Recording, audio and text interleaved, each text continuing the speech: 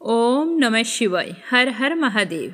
तिलकुटा चौथ का व्रत रखने वाली मेरी सभी प्यारी बहनों को व्रत की हार्दिक शुभकामनाएं। आज इस वीडियो के माध्यम से अपने जानेंगे तिलकुटा चौथ व्रत की कुछ महत्वपूर्ण जानकारी जो व्रत रखने वाली सभी बहनों को जरूर पता होना चाहिए। तो साल 2025 में तिलकुटा चौथ का व्रत 17 जनवरी शुक्रवार को रखा जाएगा। अब की बार यह व्रत चतुर्थी तिथि में है। संकट चौथ का व्रत कभी तृतीया तिथि में आता है और कभी चतुर्थी तिथि के दिन आता है।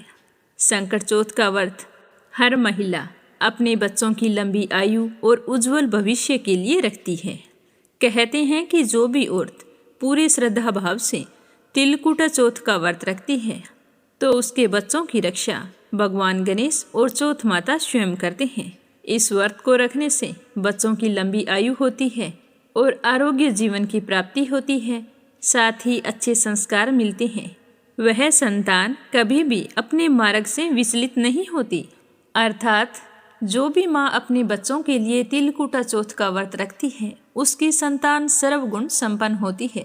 इस व्रत की परंपरा पुराने समय से चली आ रही है और जो भी हमारे बड़े बुजुर्गों ने नियम धर्म चलाए हैं, हर नियम परंपरा पाबंदी कुछ भी हो जो हमारे बड़े बुजुर्गों ने चलाया है वो बिल्कुल सही होता है। बस ज़रूरत है उन्हें थोड़ा समझने की। इससे हमारा जीवन बहुत ही आसान हो जाता है और हम अपने परिवार में कभी भी कोई परेशानी का सामना नहीं करते हैं। जो भी बहन तिलकुटा चौथ का व्रत रख रही है वो एक दिन पहले अपने हाथों और पैरों में अच्छे से मेहंदी लगा लें। फिर व्रत के दिन सुबह जल्दी उठकर स्नान करें। इस दिन अपने बालों को अवश्य धोना चाहिए। स्नान करके साफ वस्त्र धारण करें। नए हों तो भी अच्छी बात है, अगर पुराने हों तो भी धुले हुए कपड़े होने चाहिए और इसके अंदर आपको बैंगनी या नीले या फिर काले रंग के वस्त्र धारण नहीं करने चाहिए। फिर सबसे पहले सूर्य भगवान को अर्घ्य देना चाहिए और अपने घर के मंदिर में बैठकर गणेश जी भगवान को प्रणाम करें और व्रत का संकल्प लें। गणेश जी को सिंदूर से तिलक करें, दुर्वा अर्पित करें, फिर अपने घर परिवार की मंगल कामना करें। उसके बाद में व्रत कथा दोपहर के बाद सुननी होती है। संकट चौथ का जो व्रत हम रखते हैं उसमें कथा हमेशा दोपहर 1 बजे से बाद में सुननी चाहिए। दोपहर के बाद जब भी आपको समय मिले अपनी सुविधा अनुसार कथा सुन सकती हैं।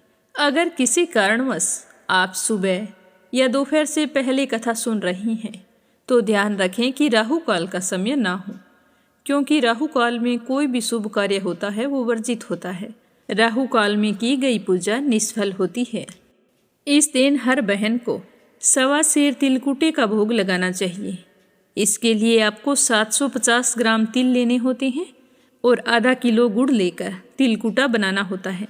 वैसे तो आपको तिलकुटा बनाना आता है, पर मैं आपको बता देती हूँ। पहले तो तिलों को साफ कर लें और बाद में उन्हें हल्का सा भून लें। फिर उन्हें कूट कर उसके अंदर गुड़ मिक्स कर लें। फिर इस तिलकुटे को चौथ माता और गणेश जी भगवान को भोग लगाया जाता है। फिर उस तिलकुटे को व्रत रखने वाली 7 महिलाओं में बांट दें। इस दिन तिलकुटा चढ़ाना बहुत ही शुभ माना जाता है, इसीलिए हर बहन तिलकुटा जरूर चढ़ाएं। जब भी आप कथा सुनने के लिए बैठें कि हाथों में इस दिन नई चूड़ियाँ होनी चाहिए और पूरी मांग के अंदर सिंदूर भरना चाहिए। माथे में तिलक करें। चाहे आपने बिंदी लगाई है फिर भी आपको तिलक जरूर करना चाहिए। एक हाथ में सोने की अंगूठी और पैरों में चांदी के बिच्छे पहनकर, और गला भी हमारा सोना नहीं होना चाहिए। ज़्यादा ना हो तो आप एक लॉकेट पहन सकती हैं। उसके बाद कथा सुनने के लिए बैठ जाएं। पूजा करते समय अपना मुख दक्षिण दिशा की ओर नहीं करना चाहिए। पहले आप चौथ माता को तिलक करें, सिंदूर भरें, हाथों में मेहंदी लगाएं, काजल लगाएं और जहाँ भी आपने चौका लगाया है या फिर पाटे के ऊपर भगवान गणेश और चौथ माता को रखकर कथा सुन रही हैं तो उस पाटे के चारों कोनों पर या फिर चौका लगाया है तो उसके चारों कोनों पर पहले रोली से 7 तिलक करें। चारों कोनों पर करने होते हैं 7-7 तिलक। रोली के बाद मेहंदी से करें और मेहंदी के बाद में काजल के टीके करने चाहिए। रोली, मेहंदी और काजल इनके 7-7 टीके निकाले जाते हैं। थाली में जो आप पानी से भरकर कलश रखें, उसके नीचे थोड़े से गेहूं के दाने या चावल रखकर उसके ऊपर कलश रखना चाहिए। साथ में कुछ भेंट स्वरूप रुपए भी रख लें, जो कथा सुनने के बाद में अपनी सासू माँ या जेठानी के चरण स्पर्श करके उनका आशीर्वाद प्राप्त करें और उन्हें वो रुपए दे दें। जब भी आप हाथ में मोली बांधें, एक बहन ने पूछा था कि मोली क्या होती है, जिसे हम सुआ नाल बोलते हैं, जो लाल पीले हरे मिक्स धागे का होता है, कच्चे सूत का। वो पहले चौथ माता को बांधा जाता है, उसके बाद में अपने लोटा रखा है उस लोटे पर बांधा जाता है और उसके बाद में अपनी कलाई पर बांधा जाता है। तो जब भी आप कलाई पर बांधें तो अपने हाथ में गेहूं के दाने और थोड़ा सा तिलकुटा और गुड़ लेकर ये हाथ में लेने से पहले हथेली में थोड़ी सी मेहंदी लगा लें। चाहे आपने पहले दिन लगाई हो, उस दिन ये थोड़ा सा शगुन होता है, तो मेहंदी लगाकर फिर थोड़ी सी गेहूं, गुड़ और तिलकुटा रखकर मुट्ठी को बंद करें। फिर हाथ को उल्टा करें, जैसे हम दान देते हैं किसी को, उस तरह हाथ को उल्टा करके फिर मोली बांधनी चाहिए। रोली का तिलक दीपक के भी करना चाहिए और कलश रखा है उसके भी करना चाहिए, खुद भी करना चाहिए, चौथ माता के भी करना चाहिए। गणेश जी भगवान को सिंदूर का तिलक करना चाहिए। फिर भगवान गणेश और चौथ माता के समक्ष थोड़ा सा तिलकुटा चढ़ाएं, गुड़ चढ़ाएं और अपने मंगल जीवन की कामना करते हुए, अपने बच्चों के उज्जवल भविष्य और लंबी उम्र की कामना करते हुए कथा सुनना शुरू करें। कथा सुने तो ध्यान रखें कि हमारा ध्यान चौथ माता और गणेश जी भगवान में होना चाहिए और हमें हथेली में देखना चाहिए। हथेली में जो आपने आंखें ले रखी हैं उनको रोलते रहें और कथा सुनते रहें। कथा सुने तो बीच में बातचीत बिल्कुल नहीं करनी चाहिए। पहले किताबों में पढ़ी जाती थी, अब हम मोबाइल में कथा सुनते हैं, तो बीच बीच में वार्ता नहीं करनी चाहिए। कई जगह पर देखा जाता है कि कथा को फटाफट ख़त्म कर देते हैं या फिर कथा को बीच में ही छोड़ देते हैं। जब तक कथा सुने तो एकाग्रचित होकर बैठ जाएं। अपने ध्यान को इधर उधर बिल्कुल भी ना भटकाएं। तिलकुटा चौथ के अंदर आपको 5 कथाएं सुननी चाहिए, जिसमें 4 गणेश जी भगवान और चौथ माता की होती है। वो आप कोई भी कथा गणेश जी भगवान की सुन सकते हैं, साथ में एक तिलकुटा चौथ की कथा सुने तो 4 कथा ये हो गई। और एक लपसी तपसी की कहानी जरूर सुननी चाहिए, क्योंकि ये कथा सुने बिना हमारा व्रत पूरा नहीं माना जाता। हर व्रत कथा के बाद में लपसी तपसी की कहानी जरूर सुननी चाहिए। जब कथा समाप्त हो जाती है तो भगवान गणेश और चौथ माता से भूल चूक के लिए क्षमा मांगे, चौथ माता के चरण स्पर्श करें और गणेश जी के सामने हाथ जोड़कर अपने बच्चों की मंगल कामना करें। हाँ, एक चीज़ और, जो कटोरी में आप गेहूँ रखते हैं, एक तो आपने वो तिलकुटा रख लिया और एक कटोरी में गेहूँ रखा जाता है, तो उसके अंदर 1 रुपये का, 2 रुपये, 5 रुपये, 11 अपनी श्रद्धा अनुसार रुपये रख लें और वो ब्राह्मणी को दिए जाते हैं। कथा का समापन होते ही फिर से सूर्य भगवान को अर्घ्य दिया जाता है। कथा दोपहर में सुनते हैं तो सूर्य देवता दक्षिण की तरफ आ जाते हैं, पर ध्यान रखें कि अपना मुख पूर्व की ओर ही होना चाहिए। अगर हम सूर्य देव की तरफ देखकर जल अर्पित करते हैं तो हमें इस तरह से अर्घ्य देना चाहिए कि हमारे हाथ और जल धारा पूर्व की तरफ गिरे। अर्घ्य देते समय कहना चाहिए कि सिर सोने की सांक ली, गल मोतियां को हार, सूर्य देव थाने अर्घ करूं, जिए मारा बेटा भाई और भरतार। इस तरह से सूर्य देव को अर्घ्य दें और जिस कलश से आपने अर्घ्य दिया है उसके अंदर 1 घूंट जल बचा कर रखना चाहिए, क्योंकि इसी के अंदर जल और डालकर शाम को चंद्र देव को अर्घ्य दिया जाता है। तो इस तरह कथा सुनकर अपनी सास, ननंद, जेठानी जो भी आपसे बड़ी हैं उनके चरण स्पर्श करो और उनका आशीर्वाद लो। उन्हें भेंट स्वरूप कुछ पैसे देने चाहिए। सूट, साड़ी, तिल भी दिए जाते हैं। जैसे आपके परंपरा है वैसे आप कर सकते हैं। जितना हम खुश होकर दे सकते हैं उतना ही देना चाहिए, किसी की देखा देखी नहीं करनी चाहिए। उसके बाद में जो बहनें शाम तक निर्जल नहीं रह सकती हैं वो चाय, दूध, फल आहार ले सकती हैं, लेकिन कथा सुनने से पहले नहीं लेना चाहिए। सुबह जल्दी उठकर चाय दूध ले सकते हैं। सूर्य उदय होने के बाद जब तक आप कथा ना सुने तब तक आपको चाय, दूध, जल कुछ भी नहीं लेना चाहिए। और शाम को सूर्य अस्त होने के बाद भी चाय, दूध बिल्कुल नहीं ले सकते जब तक चंद्रमा उदय ना हो।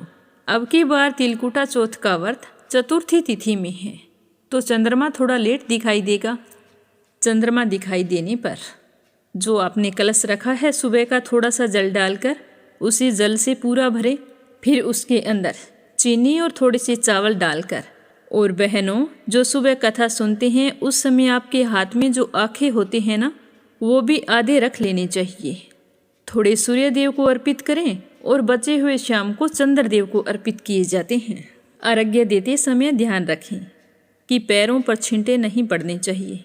चाहे सुबह सूर्य देव को अर्घ्य दें या चंद्रदेव को अर्घ्य दें, जल के छींटे अपने पैरों पर कभी नहीं गिरने चाहिए और ना ही कभी उस जल के ऊपर पैर रखकर या फिर लांग कर दूसरी ओर जाना चाहिए। सीधे जमीन पर खड़े होकर जल अर्पित नहीं करना चाहिए। जब भी आप जल अर्पित करें तो लोटे से जो जल की धारा होती है वो अपने हाथों को भी नहीं छूनी चाहिए। इस तरह से लोटा पकड़ें कि वो जल आपके हाथों को ना छुए। अर्घ्य देने के बाद जमीन पर गिरे हुए जल से एक तिलक करना चाहिए और कभी भी सीधे जमीन पर खड़े होकर अर्घ्य नहीं देना चाहिए। इसके लिए आप आसन, पाटा कुछ ले सकते हैं, उसी के ऊपर खड़े होकर अर्घ्य देना चाहिए। चंद्रदेव को अर्घ्य देते हैं तो हमें वही मंत्र बोलना होता है। इसके अंदर सूर्य की जगह चंद्रमा लगाया जाता है कि सिर सोने की सांकली, गल मोतियां को हार, चंद्रदेव थाने अर्घ करूं, जिए मारा पुत्र, भाई और भरतार। इस तरह अर्घ्य देने के बाद में व्रत का पारण किया जाता है। पारण के लिए आपने चाहे कुछ भी बनाया हो, इसमें कोई मनाही नहीं होती है। सात्विक आहार होना चाहिए, लेकिन चूरमा जरूर बनाना चाहिए। चूरमा बनाकर उस चूरमे से पहले गौ माता का हिस्सा निकालें, फिर आपकी संतान, बेटा बेटी जितने भी हैं उनका थोड़ा थोड़ा हिस्सा निकाल कर रख देना चाहिए। फिर बचा हुआ हिस्सा स्वयं ग्रहण करें और उसके बाद भोजन कर लें। गाय के लिए निकालें तो एक रोटी के ऊपर रखकर निकालना चाहिए। 4 हिस्से रोटी के किए जाते हैं और 5वां उस चूरमे का होता है। उसके ऊपर थोड़ा सा तिलकुटा रखकर किसी बर्तन में रखें और फिर पानी से कार लगा दें। पानी की कार इस तरह से लगाई जाती है जिस तरह हमारी घड़ी चलती है। भूलवश उल्टी कार नहीं लगानी चाहिए। भोजन करने के पश्चात जो आपने गौ माता के लिए रोटी निकाली है उसे प्रणाम करें, फिर आसन को प्रणाम करके खड़े हो जाएं। जब दिन में आप कथा सुनते हैं उसी समय भी आपको आसन को प्रणाम करना होता है। आसन के 3 बार हाथ लगाएं और माथे से लगाएं। हर पूजा पाठ में आसन को प्रणाम करना बहुत ही अनिवार्य माना जाता है। फिर वो जो बच्चों के लिए आपने चूरी का हिस्सा निकाला है वो अपने बच्चों को दे दें। पहले के समय में तो बच्चे सो जाते थे और आजकल जागते रहते हैं, तो उसी समय भी दे सकते हैं, अन्यथा सुबह दे दें। इस तरह पूरे नियम से जो भी महिला व्रत रखती है वह अपने बच्चों की तरफ से कभी भी निराश नहीं होती। तो आज हमने बात की है कि तिलकुटा चौथ का व्रत कैसे किया जाता है, इसके क्या क्या नियम होते हैं, इस व्रत को रखने के क्या फायदे होते हैं। उम्मीद करती हूँ कि सभी बहनों को जरूर पसंद आई होगी। तो अब अपने सुनते हैं गणेश जी भगवान की एक छोटी सी कहानी, और कल इसी चैनल पर तिलकुटा चौथ की संपूर्ण व्रत कथा प्रस्तुत की जाएगी। तो सभी बहनों से मेरा निवेदन है कि अपने बच्चों की मंगल कामना करते हुए इस कथा को अवश्य सुनें।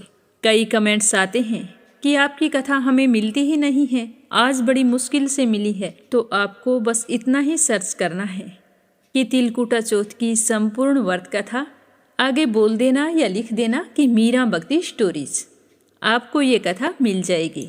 अब अपने सुनते हैं गणेश जी भगवान की कहानी। बोलो गणेश जी महाराज की जय हो, बोलो चौथ माता की जय हो।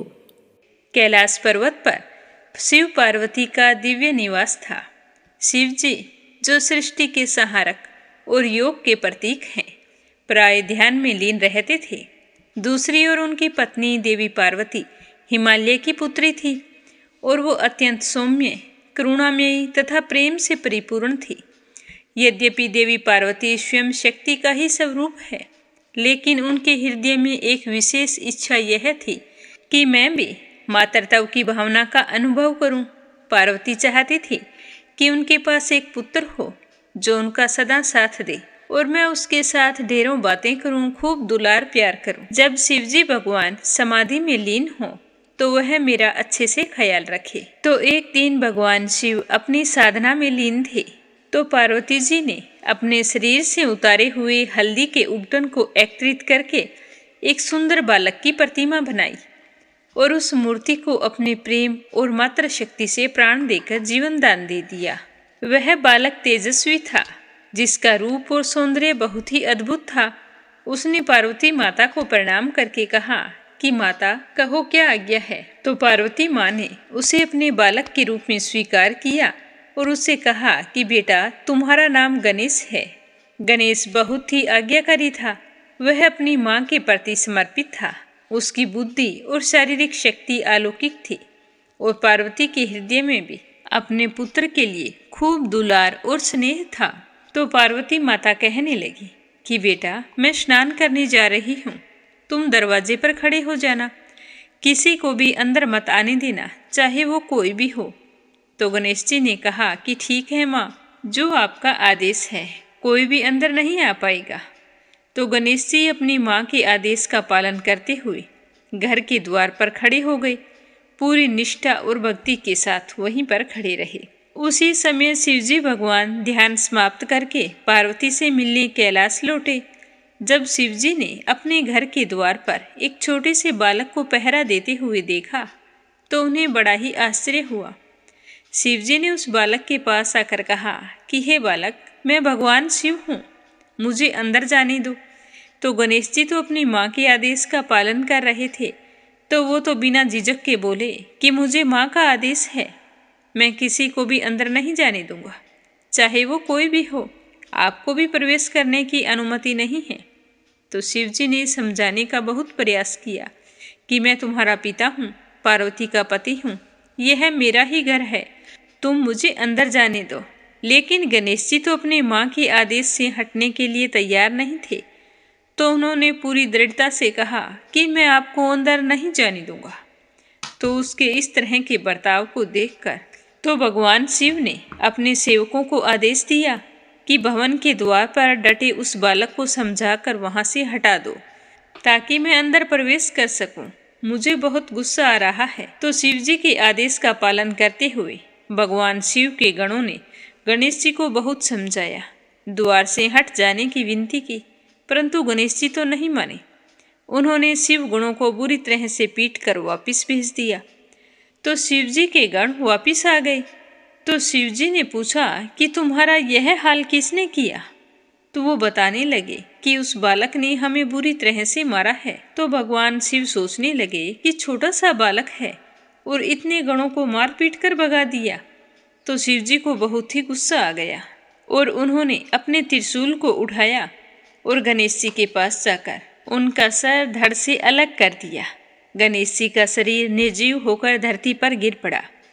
जब पार्वती स्नान करके बाहर आई तो देखा कि उनके प्रिय पुत्र का सिर कट चुका है और वह निर्जीव पड़ा है। तो उनका हृदय दुख से फट पड़ा। उनका मात्र हृदय यह दृश्य सहन नहीं कर सका और वे जोर जोर से विलाप करने लगी। समस्त सृष्टि उनकी पीड़ा से थरथराने लगी। उनका दुख जल्द ही प्रचंड क्रोध में बदल गया। देवी पार्वती ने अपनी दिव्य शक्तियों को जागृत कर लिया और उनकी क्रोधमयी दृष्टि से संपूर्ण ब्रह्मांड में तबाही मचने लगी। प्रकृति का संतुलन बिगड़ गया और समस्त देवतागण भयभीत हो गए। देवी पार्वती ने घोषणा की कि अगर गणेश को पुनर्जीवित नहीं किया गया तो मैं सारी सृष्टि का विनाश कर दूंगी। तो सारे देवता मिलकर शिवजी के पास गए और विनती करने लगे कि पार्वती का क्रोध किसी तरह से शांत करो, गणेश जी को पुनर्जीवन दान दो, वरना आज तो अनर्थ हो जाएगा। शिवजी को भी अपने किए पर पश्चाताप हो रहा था। तो वो पार्वती के पास जाकर बोले कि पार्वती, मैंने अज्ञानतावश यह गलती कर दी है और अब मैं तुम्हारे पुत्र को पुनर्जीवन दान देने का वचन देता हूँ। यह कहकर शिवजी ने अपने गणों को आदेश दिया कि तुम पृथ्वी पर जाकर देखो कि कोई ऐसा बच्चा जिसकी तरफ उसकी माँ पीठ करके सोई हो, तो उस बच्चे का सर ले आना, उसी से गणेश वापिस जिंदा हो सकता है। तो शिवजी के गण आदेश पाकर पृथ्वी लोक में चले गए। हर जगह देखा, कोई भी माँ अपने बच्चे की तरफ पीट करके नहीं सोई थी। तो वो निराश होकर वापस चल पड़ी। तो रास्ते में एक घने वन में देखा कि एक हथनी अपने बच्चे की तरफ पीट करके लेटी थी। तो उस बच्चे का सर काट कर शिव जी के पास ले आई और भगवान शिव ने उस हाथी के बच्चे के सिर को गणेश के शरीर से जोड़ दिया और फिर अपनी दिव्य शक्तियों से उसे जीवन दान दिया। तो गणेश जी पुनः जीवित हो गए, लेकिन अब उनका सिर हाथी का था। पार्वती अपने पुत्र को फिर से जीवित देखकर बहुत ही खुश हुई, परंतु उनके नए रूप को देखकर उन्हें संकोच भी हुआ। वो शिवजी से कहने लगी कि स्वामी, आपने ये क्या किया है? अब मेरे बच्चे को देखकर सारे लोग मजाक बनाएंगे कि देखो, हाथी का सर लगा है। तो पार्वती की बात सुनकर शिवजी बोले कि देवी पार्वती, यह केवल तुम्हारा पुत्र नहीं है, ये मेरा भी पुत्र है। मैं गणेश की अदम्य भक्ति और निष्ठा को पहचान गया हूँ। मेरा आशीर्वाद है कि हमारा पुत्र सारे जगत के लिए पूजनीय होगा। हर शुभ कार्य में इसकी सबसे पहले पूजा की जाएगी। कोई भी शुभ कार्य गणेश को याद किए बिना शुरू नहीं होगा। यह सब विघ्नों को हरने वाला, सब बाधाओं को दूर करने वाला होगा। सारे देवता भी इसकी पूजा करेंगे। हर शुभ कार्य में गणेश का नाम सबसे पहले लिया जाएगा। इस प्रकार गणेश जी को गणों का अधिपति गणपति के रूप में सम्मानित किया गया। उन्हें ज्ञान, विवेक और बाधाओं को दूर करने वाले देवता के रूप में पूजा जाने लगा। उनके हाथी का सिर प्रतीक बना बुद्धिमत्ता और विवेक का। उनका विशाल पेट समस्त संसार के सुख दुख को धारण करने की क्षमता का प्रतीक बना। उनकी टूटी हुई दांत ने यह संदेश दिया कि जीवन में त्याग और बलिदान ही सच्ची सफलता का मार्ग है। गणेश जी की 4 भुजाएं चारों दिशाओं और 4 प्रकार के कर्मों का प्रतिनिधित्व करती है। उनके एक हाथ में गदा है जो इच्छा और वासना पर नियंत्रण का प्रतीक है। दूसरे हाथ में पास है जो लोगों को गलत मार्ग पर चलने से रोकती है। उनका छोटा वाहन चूहा मानव की इच्छा और अहंकार का प्रतीक है, जिसे गणेश ने वश में कर लिया है। गणेश के अन्य प्रतीक जैसे उनकी बड़ी सी सूंड और छोटी छोटी आंखें हमें यह सिखाती है कि जीवन में सूक्ष्म और गहन दृष्टिकोण रखना चाहिए। उनके बड़े कान हमें यह सिखाते हैं कि सुनने की क्षमता जीवन में बहुत ही महत्वपूर्ण है। हमें दूसरों की बातों को हमेशा ध्यान से सुनना चाहिए। बोलो गणेश जी महाराज की जय हो। तो सभी बहनें कमेंट करके ज़रूर बताएं कि आपको जानकारी कैसी लगी और इस चैनल को सब्सक्राइब करके वीडियो को ज़्यादा से ज़्यादा व्रत रखने वाली दूसरी बहनों में शेयर करें। भगवान गणेश और चौथ माता आपकी सारी मनोकामनाएं पूर्ण करें। आज के लिए बस इतना ही। अगली वीडियो में फिर मिलेंगे तिलकुटा चौथ व्रत कथा के साथ। आप सभी की मंगल कामना करते हुए ओम नमः शिवाय, हर हर महादेव।